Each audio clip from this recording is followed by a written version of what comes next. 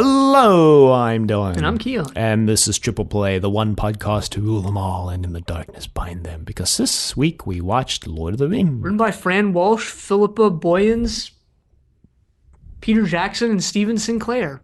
Directed by Peter Jackson. And released in 2001, 2002, and 2003. Damn it, I really hoped you weren't going to do that joke again. So by this point, we'll have hopefully released an episode just explaining how the new format of the show works. But just in case we didn't, or just in case you didn't listen to that, both likely scenarios. Yeah, in the long-held tradition of us re-explaining everything in episode 1, making episode 0 entirely pointless, we're going to explain the kind of overview of this. It's not really that different, Triple Play, episode-wise. Anyway, so in the long-held tradition of Trust Your Doctor retconning ourselves. Oh, God. I think at one point we mentioned that this podcast was going to be weekly. Yeah, but I think we decided to instead we're going to make it bi-weekly, mainly because we don't want to break our backs getting this thing out.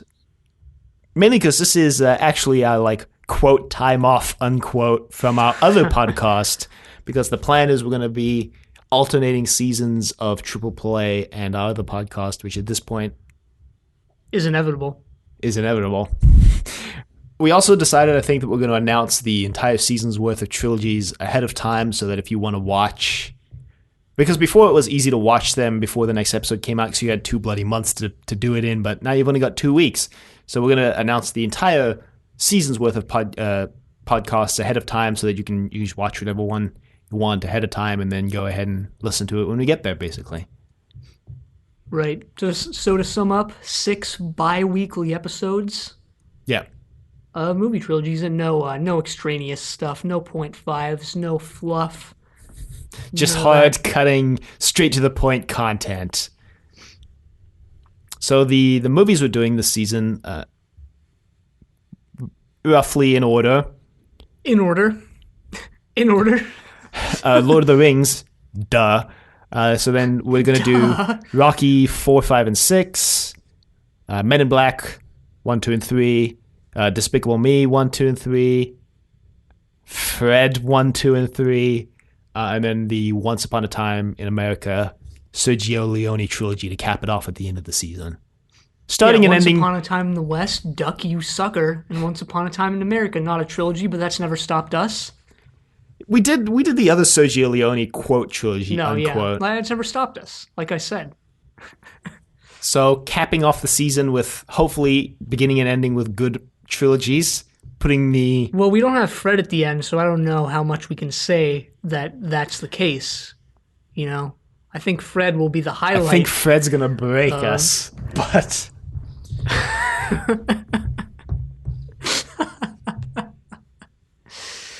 Not that this didn't break us. Yeah, Fred, I think, will break us in a different way. So, I've watched the extended editions of these movies once before. I did this exact same marathon once before, and yes, it was just as painful. In fact, I think it was more difficult the first time I did it. The second time was less painful, I guess, because I was less daunted by how long it was, and I could actually pay attention to the movie. Huh. That's interesting. I think I would never want to do this again. I wouldn't have wanted to do it again if I wasn't forced to for this podcast, so. Well, I haven't seen any of these totally. I've just seen bits and pieces, mostly from Fellowship of the Ring. But now I can say I've seen all of them. And let's just talk about how much we've read the book. Yeah, before I even watched the movies, I read the entirety of the books. Yeah, I tried to read the book. I had to stop reading it around page 100. Not because of the book itself, not totally because of the book itself, but just because of other stuff. The books are rather good. I was reading 3 books a week at that point, and then I also had to read the entire 900-page Lord of the Rings on top of that, and I was just no, it's not happening. The books are rather good, I think. Really good, actually. I like them a lot. I just remember a lot of eating in the portion of the book I actually read. I own a box set, I should say, of the 3 of them. But they're the trade paperback. It's a box set of trade paperbacks, so it's not That's fine. Paperbacks are so much more easy to read. It includes The Hobbit, too. Because, you crack open a paperback and you're like, okay, it's just fine. I'm just reading a book. Crack open a hardcover, it's like... Yeah, I Spine is much prefer destroyed. paperbacks to hardcovers. They're also cheaper. And easier to acquire. Yeah. Because pretty much once they've run out of the first run of hardcovers, this like paperback for life, boys. It also includes The Hobbit, which I think in my little trade paperback is a movie tie-in edition, which I hate, which is like, thanks. Nice. I've read The Hobbit. I enjoyed The Hobbit. I haven't seen the movies for it, though. I enjoyed The Hobbit, but I like Lord of the Rings better. We're going to have to do The Hobbit for this podcast at some point. So. Yeah. Speaking of never reading the book, Peter Jackson. He read the book, but... Yeah, that's a really weird segue because he read the book multiple times. But he read it in like a really interesting way. And we can start with that because that was sort of the genesis for all of this. So Peter Jackson was actually inspired by the animated Lord of the Rings that came out in the 70s. Right. Which apparently wasn't great. It was all right, though. So I've heard. I haven't watched it. No, I haven't watched it. But then apparently he read a tie-in version with that, which is like a very cut-down version of the book. He was like, wow, it was one this volume, is awesome. I think he said. Yeah. I think I read that it was one volume. Yeah. I don't know how this animated movie like cuts everything and fits everything in, but I'd be curious to know. Well, I'd imagine it would be pretty similar to the way they plan to do this as one movie. Yeah. So about 20 years later, Peter Jackson, was already a pretty known director, and he was like, man, I really like Lord of the Rings. I can't believe no one has ever attempted it. I should do something fantasy like that. Mm-hmm. And eventually, I think he was just like, well, why don't I just do Lord of the Rings itself? Yeah, he wanted to do The Hobbit with The Lord of the Rings. Yeah, so this they are kind of the same story, even though The Hobbit is like more technically a separate story. But the Hobbit is like practice for The Lord of the Rings, both in terms of like the writing of it and the reading of it.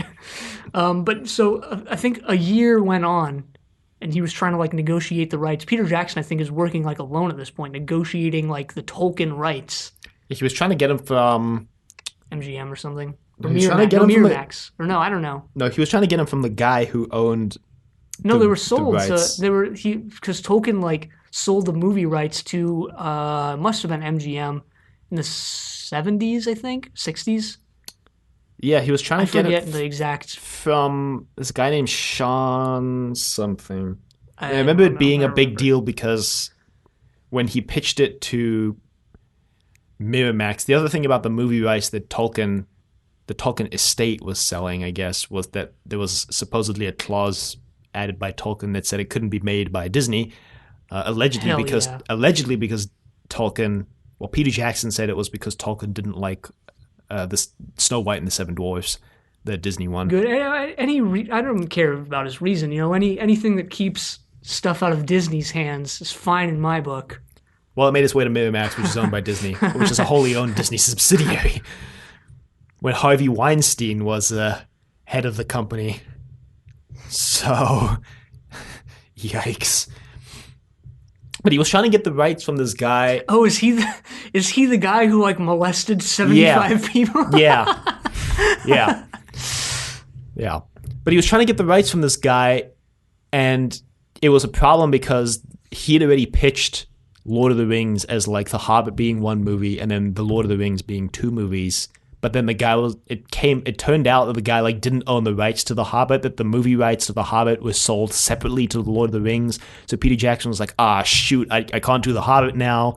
And so then Miramax like pulled out. So like, well, this is like going to cost too much money and we don't want to do it. And then that Peter Jackson went shopping around on his own after that with his work footage. Basically, he's like, look, does somebody want to make this movie with me? Because like, I really want to do it. And like Miramax just pulled out because they're freaking pansies. That's when New Line Cinema, I think, picked him up. Well, you also have to remember this is before like fantasy. This is before Lord of the Rings. No, I mean no. It's before like movies with fantasy like stuff being very prominent, like superhero. I'm counting like fantasy, science fiction, superhero movies, all of that. It's before like those started being like the movies that everyone would see. Well, Star Wars. Yeah, but like If you're including superhero movies in fantasy, you have to include Star Wars. I'm not including Star Wars, but like now it's so much easier to make like a movie with these fantastic elements and have it like be very sure or like be very sure of the movie it's a success. Well, part of the reason why some of the studios were all turned off, I guess, is because it's huge. It's too big. And they only wanted to make one movie, but everyone else involved was like, this has to be at least two. Well, Peter Jackson wanted to make two, and a lot of the studios were turned off because they didn't want to make two movies back to back, basically completely unknown. Like, it worked for Back to the Future because he already had the first one that was like well known and successful. So filming the next two back to back was like, yeah, it works because it was that was successful also franchise. Pretty unprecedented at the time. Of like, hey, let's make these two at once. But by the time you get to Lord of the Rings, it's like, well, it's an unknown property. Are we going to really film? Ish. There's the book, but like, you don't know how much that's going to appeal to just the average moviegoer. But like I said, New Line Cinema eventually picked them up, and they wanted to make it two movies. With, I think the first movie was going to comprise basically everything that ended up being Fellowship and Two Towers in the final cut, and the second movie a lot cut out, mostly from Two Towers. Yeah, I found out the second movie was going to be pretty much Return of the King. Yeah, because actually it wasn't going to be all of Two Towers. They wanted the first movie to end with the Battle of Helm's Deep. They actually wanted the first one to end with Saruman's death, which weirdly enough made its way into the third movie, but not on the theatrical cuts, actually. Oh, really? The theatrical cuts completely cuts Saruman's death in the third movie. He dies off screen. Huh. It's interesting. Because I actually, for this podcast, I was curious. It's like, what did they add in the extended cut? So I went and I looked. Add, quote unquote. It wasn't really, we'll get into that, but it wasn't really addition. I went and looked it up, and there's like apparently a very vocal subset of fandom that like hates the extended editions. And I found this very lengthy blog post that like broke down and basically like nitpicked all the extended edition scenes. Were like, yeah, these pretty much suck. He's like, the only one I really like thought was necessary was Saruman's death. Don't know why they cut that out of the theatrical edition. Well, I too hate the extended editions because they're 11 and a half hours total. They're a lot more true to the books, though. And I ended up agreeing with most of the people on the Two Towers because apparently most people's complaints about the extended editions are contained pretty much to Two Towers. Two Towers dragged, for sure. Yeah, and apparently that is like a lot of the reason for that is because it's the extended edition. Because apparently it had like mild pacing problems. They got, I guess, exacerbated by the fact that they added more scenes. Well, I forget this person's name, but it was actually someone from New Line Cinema who was on board, and he was, I forget his name again, like I said. I wish I didn't. But he was like, no, like, guys, this has to be 3, like the book. Well, right before that, they were going to cut it down to 1 because they looked at the budget and they were like, whew. Well, that was actually after they started working on the movie. Yeah. I think that after they started working on the 2-movie version, yeah. They looked at the budget and they were like, whew, there's going to be 1. And then the guy who was talking about was like, no, we got to do it in 3. It's like, we just has to be 3. Well, yeah, he's like, well, the book is 3, so why isn't the movie 3? Type thing. Right. Which they eventually went with. I don't know how they convinced anyone to do that. And they filmed them all back to back. Biggest deals in the history of movies. They filmed for 274 days. Yeah. To film all 3 movies. But they actually started everything a year before that because they built a lot of this stuff, specifically the Hobbiton, yeah. A year before they even started doing anything else, just to make it look aged and overgrown. Yeah, because they wanted all the vegetable gardens to grow. Be real vegetable gardens, and they wanted the grass to not be like neatly trimmed like the hobbits have lawnmowers or something. Lord of the Rings this franchise is a very it's like a bastion of practical effects because they did an incredible amount of this movie using like forced perspective and just like practical effects instead of CG. And that's like something Ian McKellen came out and said about like what he didn't like about the filming of the Hobbit movies was that so much of those movies was like CG and they like didn't do any of the clever tricks they did in the Lord of the Rings, and he like basically had to act. There's like a comparison where like in the Lord of the Rings, they use forced perspective to have the hobbits Be short. be short in many, but not all of the scenes where they're with humans and Gandalf. But then like in The Hobbit, there's like this really sad picture of Ian McKellen acting in like a room that's basically it's just all green and he's just alone in the room, and they're just gonna like CG in all the dwarves and basically the entirety of the room like later on. Yeah. I can see how that must suck as an actor. From the audience point of view, I guess you don't really care, other than like the actor obviously is not going to put his all into it if he doesn't like what's going on. Yeah. But I'm sure the people making the CG are like all there for it. Yeah, well, they're going to put their all into it. I mean, like a comparison in The Lord of the Rings, there's a scene, this is the example I found, where like Frodo runs through a corridor in Hobbiton, and then Gandalf immediately follows him through, and apparently they built like a lot of the things to do two different size scales. Yeah. 2 copies of all the sets, and then they filmed the hobbits on one set and then the humans on the other set, and then they composited the 2 images over each other in post. By the way, Gandalf hitting his head on the ceiling was actually not part of the script. Don't know if you read that. There's a couple of things that weren't part of the script, like in the second movie when Aragorn thinks Merry and Pippin are dead and he kicks a helmet and he screams like in agony. Apparently Peter Jackson's like, wow, Viggo Mortensen really putting his all in, really sounds like he's in agony over losing these guys. Apparently he broke his toe when he kicks that helmet. He was actually screaming in agony because he broke his toe. Well, I think we can just, for this one, because there's so many weird stories, we can just have like a weird stories like thing that we talk about at the end. Yeah. There's a lot. So they build all these sets. They build the Hobbiton, Hobbit Town, Hobbit Shire, whatever it's called. I'm just going to call it Hobbiton. Thing a year prior. Now let's talk about some of the animal issues that came up during this movie, because animals were harmed during the making of this movie. They didn't even try to hide that fact or cover it up.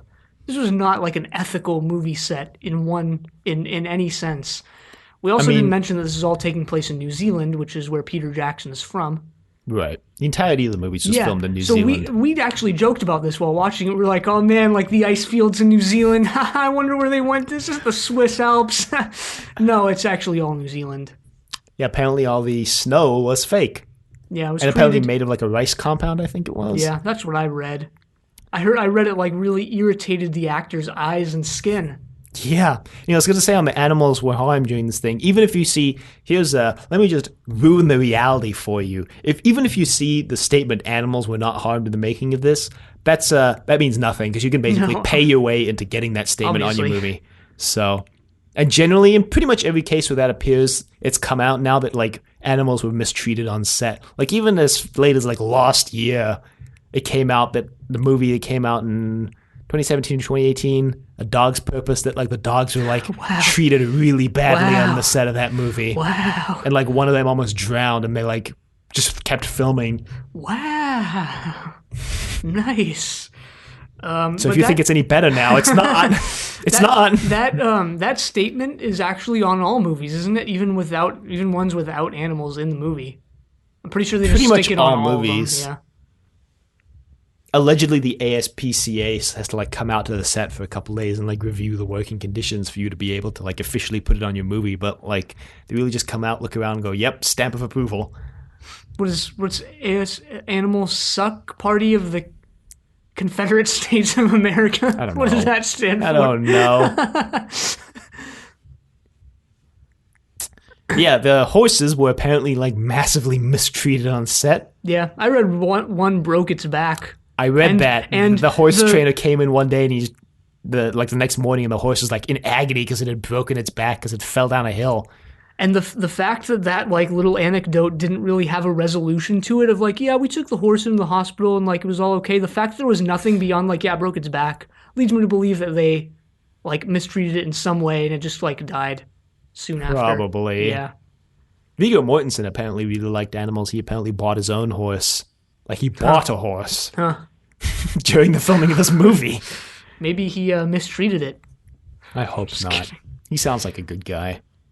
Although I guess it's a good time to explain that apparently they were like 3 weeks into filming with a different guy, Sean Townsend, playing Aragorn. Yeah. And they were like, I think Peter Jackson made the decision. He was like, I think he's just too young to be Aragorn, because Aragorn's supposed to be like 87. Oh, Jesus. In the books? He says it. He says it in the movie that he's Right. 87, but he's got long life because he's one of the Riders of the North. Right. This Yeah, is yeah. explained actually more in the book, that the Riders of the North have lengthened lifespans compared to regular humans. And so him being 87 is like middle-aged, or not even for the Riders. Yeah, I found out how long the movie takes place in, by the way. Yeah, apparently it's 16 years. It was 18. Or 18. So it was like 17. Well, I think it was 18 because it was there's a 17-year time skip between Bilbo's party and Frodo leaving, but then the rest of the journey takes like 3 months or something. Yeah, I knew it. I was going to say, because when I was reading the book, I was like, it feels like it's taking place really fast in the movie. Like, they make no reference to the passage of time, except for the one time Gandalf's like, it's going to take us 2 days to ride to Gondor. It feels like it takes place over like 5 days, honestly. And they make no mention of the 18 years later thing. Yep. Anyway, yeah. Other casting debacles with this movie, I read that at first there was a no Americans clause. That surprises me. Yeah, so they were casting the Hobbits, and Peter Jackson was part of that process, obviously, and he was like, I'm just not feeling any of these like 200 people that we've auditioned so far.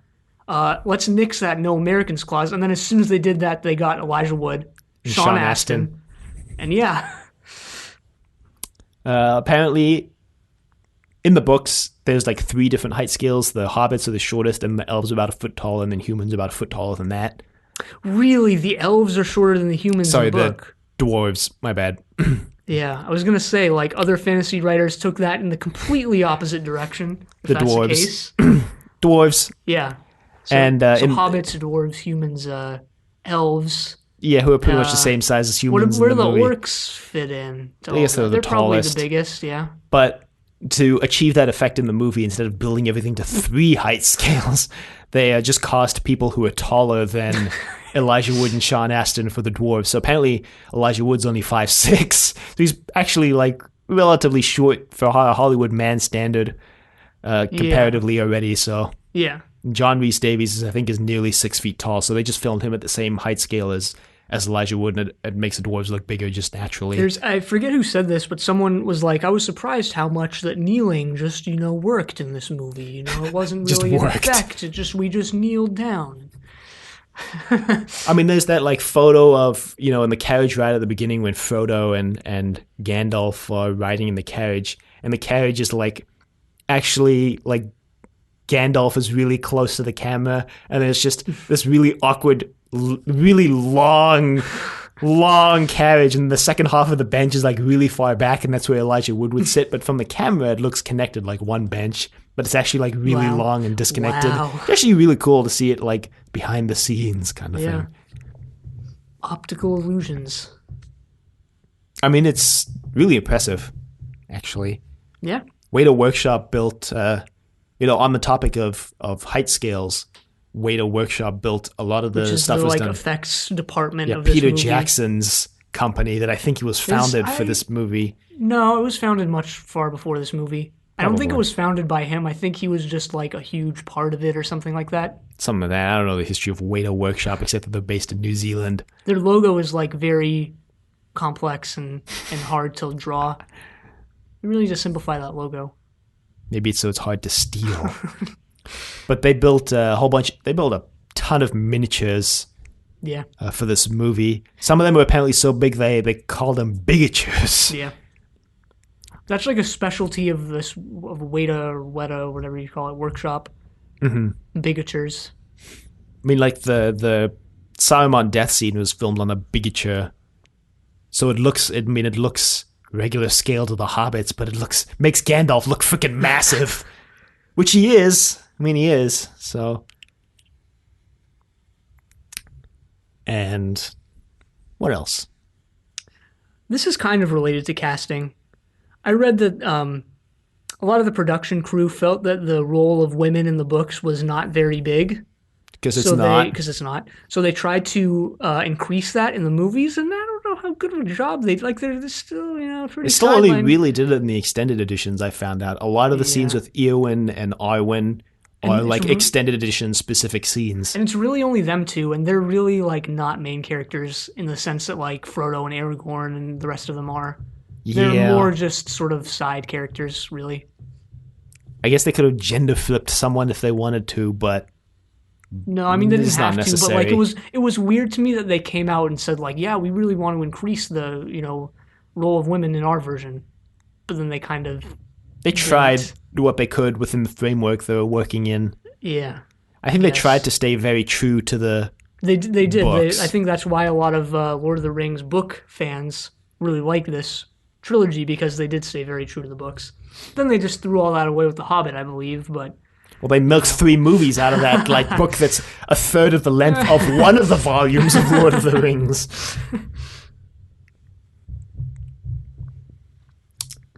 So apparently the production crew also took like great care to try to be environmentally conscious. They didn't really succeed, but they tried because the books actually have this like heavy theme of like environmentalism. So do the movies. Yeah, you can see like Mordor is very industrial, and they like tear down the forest. The Tower of Orthanc, where Saruman is hanging out, tearing down the forest. Uruk-hai, industrialization kind of being the enemy in the movies. And they're destroyed by trees? Wow. That's also from Macbeth, by the way. Yeah. Mm-hmm. Which is also like an weirdly environmental Shakespeare play. Yeah. And they like used like real bark on the fake trees that they had on set.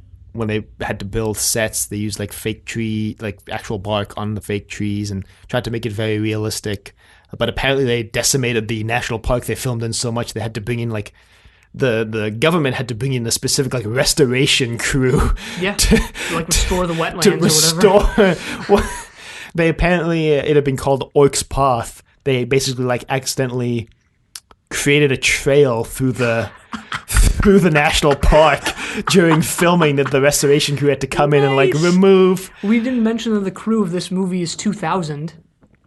So, just imagine like a good portion of that are going to be walking through these areas every day. Imagine like a troop of 2,000 just trudging through day after day for over a year. You're gonna for the amount of people on the length of time they had there, though, they did destroy the environment less than expected. I read some statistics of like food. So like almost 1,500 eggs consumed in one meal, like 160 pounds of meat consumed at one meal. Not by one person, obviously. Right. Yeah. Wow. Thanks for clarifying. So this isn't like a funny story, but on the topic of irritation, John Rhys Davies apparently every day suffered because he had like an allergic reaction to the prosthetics. Yeah, I read that those took like 4 to 5 hours to put on every day. And he suffered through the allergic reaction for all 3 movies. And then when they asked him to come back for The Hobbit, he's like, nah, I can't do that again. They could have just CG'd all of it on in The Hobbit. Great. Apparently, I read that the guy who had to spend the most time in makeup was the freaking torch runner orc.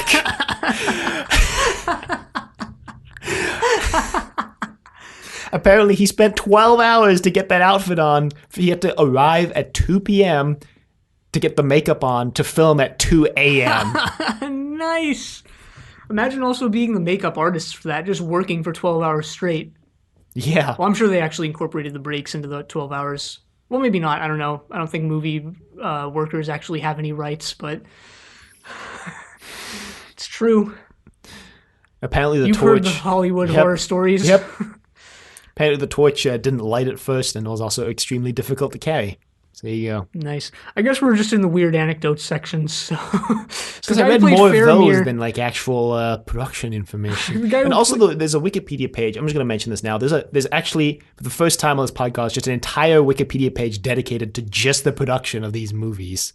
And it's actually a production like of Star Wars that probably has to exist. But it's pretty extensive and pretty well documented, so we'll probably end up linking that in the show notes. Yeah. Although don't use Wikipedia as your primary resource. Yeah, just go to Wikipedia and scroll down to the sources section. And just make sure that the statements you read are properly cited. There's no citation needed. But anyway, the weird stories. Guy who played Faramir, or no, Boromir, I Boromir, believe. Sean Bean. Just a story where he climbed up a mountain every Yeah, day in because he armor want to because he take a was afraid of helicopter. heights. Yeah. Yeah. He was 2 hours behind everyone, apparently, because he walked up the mountain. But apparently there was a time he had to take a helicopter when they filmed the snow scenes because there was no, like, walking path up there. So he had to take the helicopter, and he was, like, gripping the edge of his seat, like, terrified on the flight over there. Helicopter's probably safer than climbing the mountain in armor. I don't know, man. It's armor. It's tough stuff. Tough stuff. The Ents are apparently voiced, Treebeard is voiced by John Rhys Davies, who plays Gimli. Huh. John Hurt is in the animated version, the 1978 animated one. Mm-hmm. I don't know who he plays, but he's in it. Apparently, actually, Peter Jackson went through a lot of effort to track down like original Tolkien drawings of Middle-earth to draw a reference from to design the sets for this movie. I found out in the process of that Middle-earth was originally flat, flat Earth boys, but It wasn't. It was like cone shaped. it was flat. And I think this when Christopher Tolkien published the Silmarillion, he went with the flat Middle-earth version. But I think J.R.R. Tolkien changed Middle-earth to be round in the Lord of the Rings. But that's part of like its history. Like at one point it was flat. I believe this is true. Like at one point it was flat. He didn't just like retcon it or something. It was like it changed from being flat to round. Yeah, I don't know the history of Middle-earth besides the Lord of the Rings. I don't know all that Silmarillion stuff. Apparently the Silmarillion was like brutally boring to read. It's just like history. I mean, that's what all of this is. Like, Yeah. that's what all of this, like, I mean, first of all, Tolkien created this entire world partially just to create the Elvish language. Right. Which is really well fleshed out, apparently. Yeah, like, it's a real language. Be a proper like, language. You can speak it, yeah. He also created it because he wanted to create, like, a fantasy history with, like, battles and, like, politics and stuff. Which is why, like, that's very prevalent, and it's not very, like, character story-based at times. It's more just, like, overview of, like, this fake alternate history of this other place. That's what I like about it. That's what I dislike about it. Like, I'll just say this now, I was so bored by, like, the battles and the politics. Whenever we were in those scenes, which is, like, the bulk of the movies, I was like, okay, just get back to Frodo and Gollum and Sam. Like, that's all I cared about. Wow. Yeah. You're watching Lord of the Rings for the opposite reason as, like, everyone else. But that actually makes me it doesn't make me mad, but it's kind of annoying that, like, that's the way fantasy is gone, of, like, it's all just battles and politics. It's not J.R.R. Tolkien's fault. It's everybody else's fault for trying to copy him. Yeah. It's people's fault for liking this. If Lord of the Rings was just a failure, this never would have happened. I mean, it's true. Yeah. It's sad to think about, but it's true. Apparently, I read this a long time ago, and I didn't actually look up a reference for it for this podcast, but I will for the show notes, that the people who made the armor, like, had to work with metal so much every day that their fingerprints, like, actually rubbed off during the making of this movie, and it took, like, years for them to get the fingerprints back. Because you didn't know, you can't actually rub your fingerprints off. Yeah. There's a video about that. I've actually watched it. The armor in this is actually one of the things that's not true to the book. The armor in this is because plate armor. But that's almost never referenced in the book. book it's scale armor and chainmail.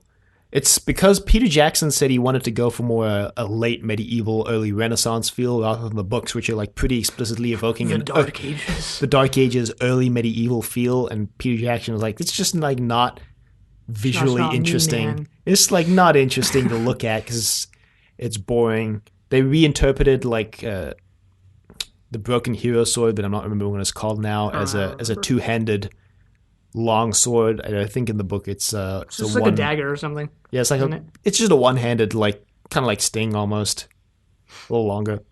The props department came up with inscriptions for Sting and a bunch of the other swords. Yeah, Sting is in this, the musician.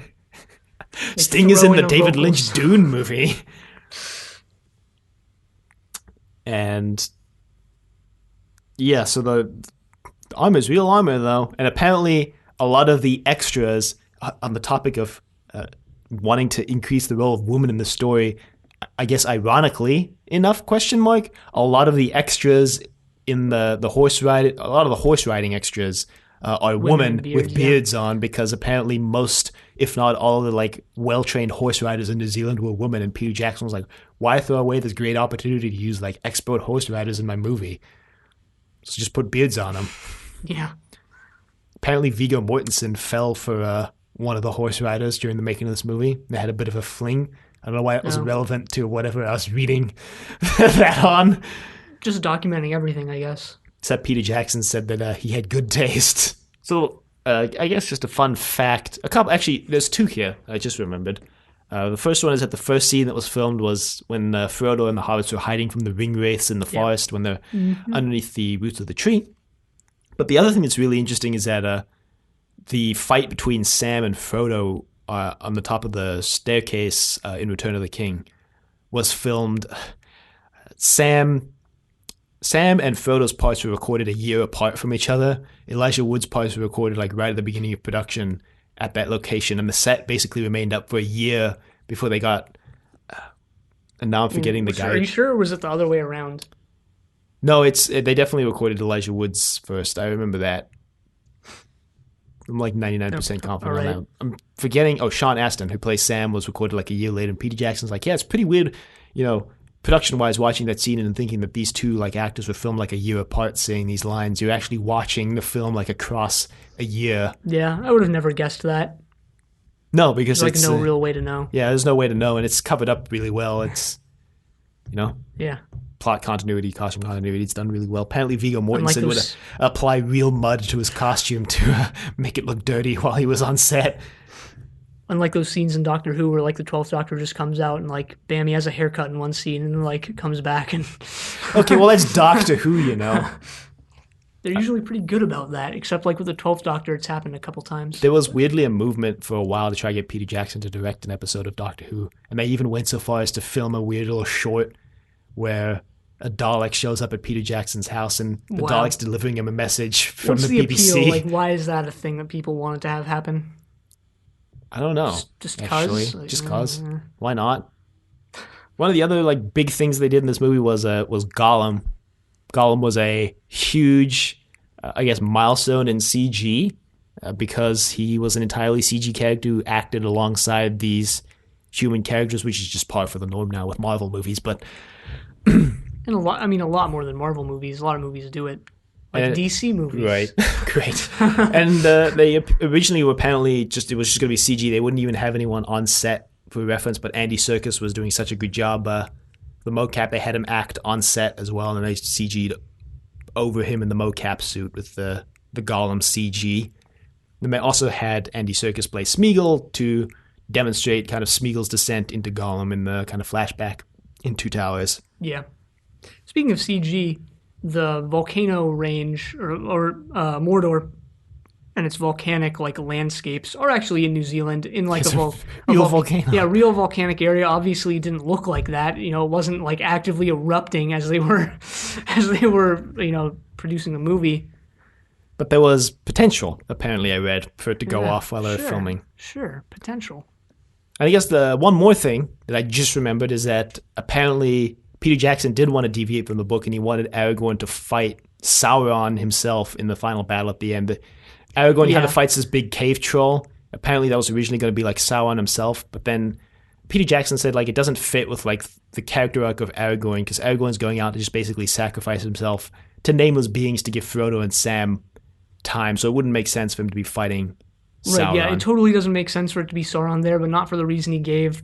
I'm not invested in this franchise in any way, really, but like I'm so glad that wasn't Sauron at the end. Sounds like you're at least a little invested. I guess, yeah. I mean, if I'm glad that it's not Sauron, I guess I'm at least a little invested, yeah. I mean, I'm glad, too. I don't even think they should have put Sauron. I don't know if this was in the book or not. Sauron's eye? Not Sauron's eye. The scene at the beginning, I don't think this is in the book, where we see Sauron in like his suit of armor. I think they just they explain that in the book, but you don't actually. Yeah, it's not like and then Sauron showed up in his black armor. And it's like a myth in the book. Yeah, people talk about I don't think we should have seen that in the movie. But hey, what's his name? The human sliced the ring off Sauron's finger. That's what happened to it. Right. Yeah. If it was up to me, if I had my druthers, Would have never made it into the movie. Okay. Yeah, so the first one came out 3 hours long. People were Yeah. all daunted by a 3 hour movie. It was interesting to me to read how these were like all 3 hours long when they were released in theaters, and to look at like the history of like the average length of a movie. Because And it's it's gotten like way shorter over the years. yeah, it's interesting gone like down, and people were like more daunted. You know, Avengers Endgame was 3 hours. That was this year. And people were like, when they heard it was going to be 3 hours, like, I'm going to have to sit in a movie theater for 3 hours? And it's like in 2001, 2002, 2003, you have this trilogy where all three of them are 3 hours, and people were like turning out like, it wasn't as big of a deal, I guess, is my thing, as now. Well, I mean, that, like, even go back further in the past, it wasn't as big of a deal. Like, all those historical movies from, like, the 40s and stuff, those were, like, all 3 hours. And, Yeah, that's like, the other thing is the third one, the extended edition, they were like, yeah, the extended edition puts it like 10 minutes over Gone with the Wind. I'm like, Gone with the Wind is like a 4 hour movie? yeah. I didn't even know. Most movies from that era, or, like, the early 20th, like, 1920s on and such, are, like, 2.5, 3, usually. I guess back then it's like, all right, you might not. I mean, now you can go to a movie every week if you want, Yeah. especially with some of the new like movie buying options that are coming out. I go to a movie now. a week. Yeah, Most of back them in then- 2019 have sucked. Back then, like it was probably, I'm just guessing, more of an event to go to a movie. You might not be able to see one Yeah. every week. I think so. Kind of like how in old pictures people like really dress up, like it's an event. You know, put on a suit for a picture. Yeah, because it's going to take 10 minutes to get your picture, and then it's going to take like a week to develop. Well, also it's like you might only take that one picture this year. Now Yeah. it's like you might only take that one picture this second. The second? Wow, you don't know about burst mode. Take my 12 pictures per second things. But yeah, the first one came out and people were like, oh yeah, this is really good. Which is good for them because they had 2 more movies up their It was sleeves. two, they were coming out no matter what. They filmed them. And yeah, this is a little different from normal again because these were all made together. So the second and third ones also came out. The third one made like a lot more than I don't know if you looked up the numbers. The did Return not. of the King is like, Fellowship of the Ring made a lot. Mm-hmm. Two Towers made a little more, which The is good. Return of the King was Return of like, the Ring is like considerably more than Two Towers. I guess it was people wanted to see the end of the series. They're like, Yeah, what's going to probably. happen? They were all released like pretty much exactly a year to the date of each other too. It was the 19th and the 18th and the 17th of December, I think. Yeah, just in time for Christmas. Doesn't Christmas ding exist dong. in Middle Earth? I think it does, doesn't it? I think so. Or like, I don't know. There's all this weird stuff in Middle Earth that's like, this is actually just Earth. But middle. Yeah, I mean, all those animals we were pointing out humorously during the movie that are Earth animals. Yeah, I was like nitpicking the movie like, those trees exist in our world. This isn't fantasy enough. I'm really taken out of the moment by those shrubs. Well, so they cut a bunch of stuff out of the movies from the books that I guess maybe we can touch on here. I don't know a lot of them, but Most of it is predominantly contained to Fellowship of the Ring, specifically Tom Bombadil. The other thing was that Peter Jackson, he basically said, like, I want the movie to predominantly focus on Frodo, Sam, basically the Fellowship, basically. So he cut anything that didn't directly advance that plot forward. So the whole Tom Bombadil scene was like, we're just going to cut that whole thing. They cut Saruman's death in the theatrical version because he felt that he felt that it wasn't important to Return of the King, I guess. But he Weird. re-included it in the extended weird. editions. That would seem to be pretty important considering Saruman is like the villain, even more so than Sauron, maybe. For the first 2 movies, for sure. Yeah. Um, It's weird also to me that Peter Jackson has come out and said, like, yeah, Frodo's story is the main point of all this, and Aragorn's story is related, but it really feels like they focus more on Aragorn than anyone.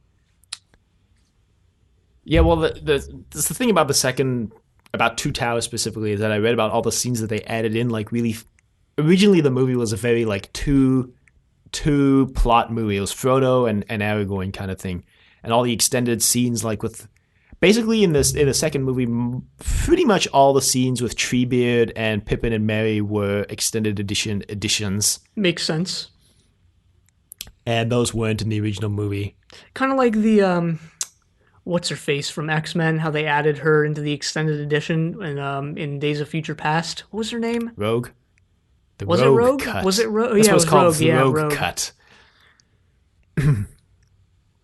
And in the third movie, just like apparently they added a scene in the third movie that like completely changes the context of a lot of things. Because apparently, when Aragorn goes to meet the ghost people, the theatrical version, the last we see of the ghost people is they disappear when they're in that room and the skulls all come crashing down. Yeah. And that's the last we see them until they show up at the battle on the ships, and it's supposed to be this big surprise moment that they took over the ship, and it's the ghost people coming to reinforce. So the scene with the ghost people coming out and saying they'll fight, and then them also fighting the people on the ships are both expanded editions. Yeah. Weird. Yeah, I kind of like the theatrical version of that better, I think. Me too, but that's pretty much the only one I found that I liked better, except for all the tribute scenes that I slow down to Two Towers a lot. The Fellowship of the Ring, I couldn't see them cutting like anything from that movie. To be honest, like that extended edition, I think is just great, and it moved by like at a really good clip. Yeah, sure. So let's go into how much we thought these worked as a trilogy and how much we kind of liked each one. Well, I think they worked great as a trilogy. They worked like pretty awfully as a trilogy, honestly, for multiple reasons. All right, hit me with them. Well, first of all, let me just say that the book was never planned to be a trilogy, or it was never written as like a trilogy, which doesn't mean it can't work as a trilogy. It just means it's like, if you're trying to wring a trilogy out of this, you're going to have a hard time with it, which the publishers of the book actually did as well. So the movie creators and the book publishers were kind of in the same boat on this. Right. I mean, first of all, I guess I feel that like the movies end in such weird places. Like the Fellowship is like, all right, that one's fine. But again, that one also feels a little strange to end there. The ending of the second one, like the endings don't leave you very like fulfilled to watch the next one. I think the endings in the books probably work better. The Fellowship's the same as a book. The Fellowship breaks up and it's like, it feels like the end of the book is like, okay, that's the end of the Fellowship, but there's the room for it's like, where's everybody going to go next? Yes. The book ends more explicitly like when it breaks up, without the scenes afterward where Aragorn's like, oh shit, we got to go find Pippin and Merry, and where Sam follows Frodo. It like ends when Sam and Frodo run off from Boromir, and Aragorn's like, well, that's the end of the Fellowship basically, and then it ends. And then book two Towers actually ends with Saruman's death. It ends when Saruman dies, and like, well, we defeated one evil, but we still got another one to go. Yeah, that's a much, I think, more fulfilling and just more traditional, but like in like better, I guess, ending. I think it makes more sense than where they cut it in the movie. The reason why they cut it there in the movie is because they wanted Helm's Deep to be like the big set piece that we end on. Yeah, but that's also so weird because that was like the battle with Saruman, so it would make sense to end that with them. Obviously, we see their victory, but then it would also make sense to end that with Saruman's death, but then like cliffhanger style, like, hey, Saruman, Sauron is still out there. Right. And then the third one ends pretty much the same way as the book. Just ends, yeah. Well, it doesn't just end, it ends 3 times. Yeah. Which is apparently in the theatrical cut too. There's not even an expanded edition. That's just like the way it ends up in the theatrical cut too. Apparently both of them have the exact same half-an-hour sequence of ending scenes. I know we were watching this. At this point, we've been watching for 11 hours, and like the screen fades to black in Mordor, and we're like, all right, sweet, 5 minutes left. Half an hour. Yeah. I didn't realize, actually, looking this up, I found out in the third movie that the Battle of Minas Tirith was an hour long, like an hour of the runtime of the movie, and I totally didn't realize that while watching it. I think I realized that when we were watching it. I didn't realize maybe how because how I hated long the that battles was. like so much.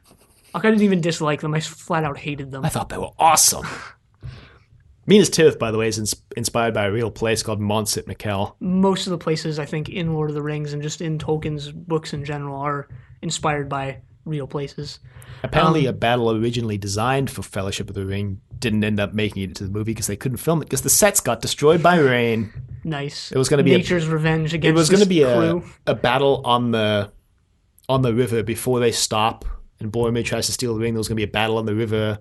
The orcs are going to like ambush them on the river, which I believe does happen in the book. But yeah, the sets got destroyed, so they couldn't film it. And they just decided it would be too much anyway. The other reason why I think this doesn't work as a trilogy, or at least a trilogy that you would watch all at once, is because it's freaking 11 and a half hours, and it sucks, and you just want it to end. Well, the theatrical versions are only 9. Still.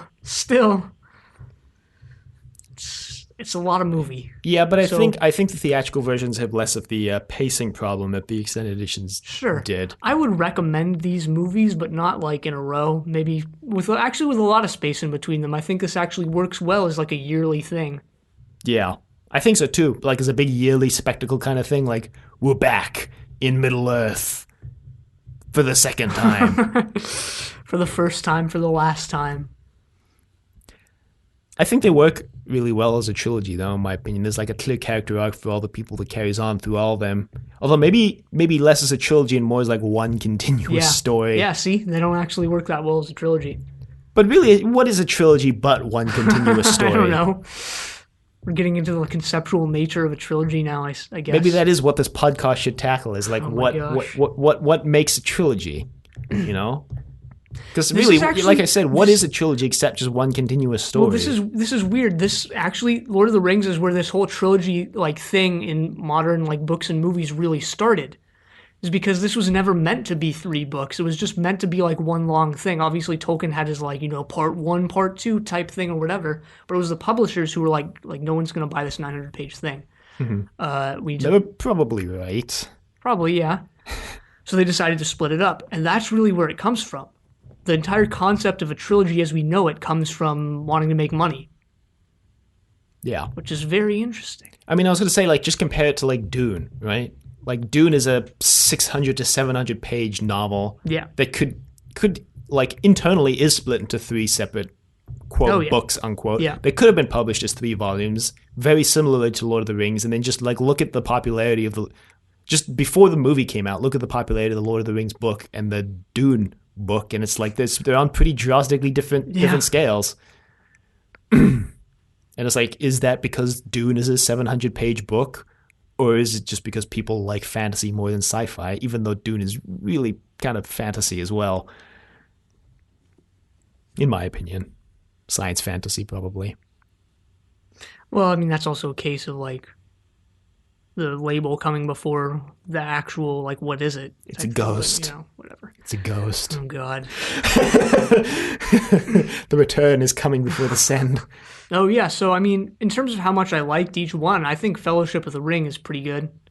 The other two, well, I'll say I like Fellowship of the Ring because the big battle at the end is a more contained and character driven battle. Mm-hmm.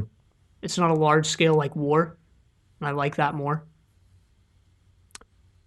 Yeah, I can see that. I like Fellowship because it feels kind of like a different movie than the other two almost. It feels more of a buddy comedy almost. Yeah, it feels more. It's more of like a road trip, honestly. Yeah, it's a road trip. The other two like lose the road trip aspect, except with like Sam, Gollum, and Frodo. But even then, they're like so at each other's throats all the time that it's like. I definitely think Two Towers is the weakest. Yeah, for sure. Of the 3, just because I think it has the least like substance to it. Frodo and Sam end up in the same place they started at the beginning of the movie because Faramir captures them for the whole movie and then lets them go like 20 miles from where they started. They just have some character stuff, but even then, not that much. And then the rest of it is mostly just politics and war. Yeah. Apparently the flashback also just... The flashback with Boromir and Faramir taking back Osgiliath is also an extended edition. So... Yeah. But yeah, no, I like him. Anyway.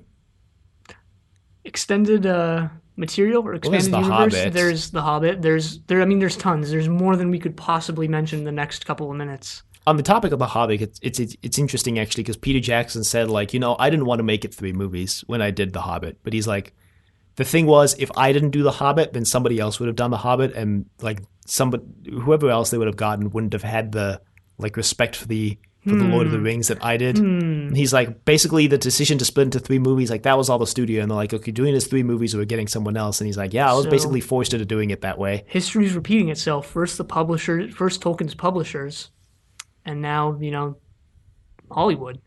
One thing I also wanted to mention: Christopher Lee, who played Saruman, actually met Tolkien. Yeah, he's the only person involved in the production who personally met or a new Tolkien in any capacity. Yeah. Except I think they got some of the people who did illustrations for Tolkien's books as Or well. they were at least, I wasn't sure if those people had actually met him Yeah, or it if they was- were just like known Tolkien Yeah. illustrators, because they did say they were using some Dungeons and Dragons illustrators before that, which is okay, I guess. Yeah, I wasn't clear on whether they knew Tolkien or not, but yeah, Christopher Lee knew Tolkien personally. Or And I at think least met him. at Christopher one Lee was point. actually considered for the part of Gandalf as well. But they put him as Yeah. Saruman because they wanted Ian Ian McKellen for Gandalf. And apparently he was filming X-Men, and that was a conflict. They couldn't get him at first. Apparently- X-Man. The X-Man. Peter Jackson's like, what's your conflict? He's like, oh, you start filming 3 days before I end X-Men. And Peter Jackson's like, seriously, 3 days? So they just started production on Lord of the Rings 3 days later. Ian McKellen is X-Man in X-Man. Written and directed by X-Man. I found out there's an X-Man called Forget Me Not, whose X-Man power is that everybody forgets he exists. Like silence. Apparently, there's also the Amazon prequel series that they're making. Yeah. Apparently, all the paparazzi have interviewed the original cast of the movie, like, you want to return for the Amazon series, and Sean Ashton was like, look, I've been saying since we released the first movie, Fellowship, that it's going to get remade at some point. Like, it's just inevitable. And I'll say, if you're going to remake it, just sign me up. I'm here for it, because I know they're just going to remake it. It's not a remake, it's a prequel. Yeah, but I think when they originally announced it, it was unclear, because they said, we're making a Lord of the Rings TV show, and I was like, oh, well, because when you call it Lord of the Rings, Yeah, the first thing you would think is like, all right, they're making Lord of Yeah. the Rings as a TV show. yeah, barely anyone uses Lord of the Rings to refer to the Middle Earth series, Yeah. basically, right? But yeah, it's a prequel. They asked Ian McKellen was like, yeah, I wouldn't be opposed to coming back as Gandalf. I mean, he's like 3,000 years old, so he'd probably show up in this series somehow, but they haven't asked me yet. I mean, now that Game of Thrones is over, I guess they're really jumping on this. Yeah, you have to wonder if this Lord of the Rings series is like a response to the popularity of Game of I think Thrones, so, which the yeah. popularity of Game of Thrones is in some way a response to the popularity of Lord of the Rings, which is a weird kind of cyclical thing going on Yeah, here. this is weird because, it's not as if high fantasy type stuff is that popular nowadays. It's really just Game of Thrones. Yeah, and That's the only, huge one. when Lord of the Rings came out, it was just Lord of the Rings, really. Yeah, it's not really... And Pirates of the Too Caribbean prevalent. is just Pirates of the Caribbean is the only pirate movie that's popular. Yeah, It's weird. It's weird, but interesting. It's kind of like how there was for a time you could never have Doctor Who and Star Trek on at the same time. Like the overlap of their runs were very minimal. It was Star Trek got canceled, we had Doctor Who. Doctor Who gets canceled, we get Star Trek for the next couple of years. Star Trek gets canceled in 2005.